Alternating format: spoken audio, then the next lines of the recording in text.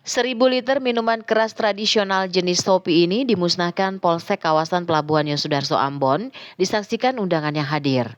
Sejumlah Shopee ini merupakan hasil razia Polsek kawasan Pelabuhan Yosudarso Ambon bersama stakeholder terkait sejak tanggal 20 Maret hingga 10 April 2025.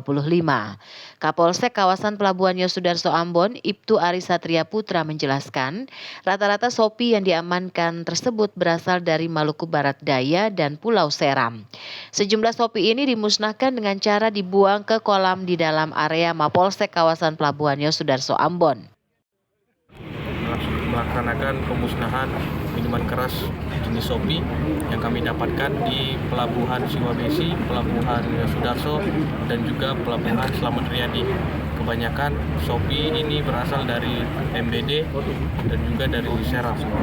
Jadi saya harapkan untuk masyarakat membawa minuman keras ke dalam kapal itu dilarang.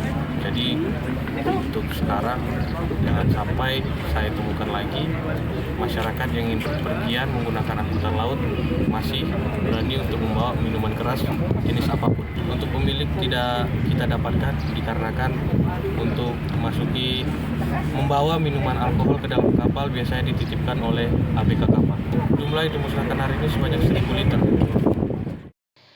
Razia Shopee ini dilakukan di beberapa pelabuhan, yakni Pelabuhan Siwabesi, Pelabuhan Slamet Riyadi, dan Pelabuhan Yosudarso Ambon. Christine Sipahelut Kurniawan melaporkan.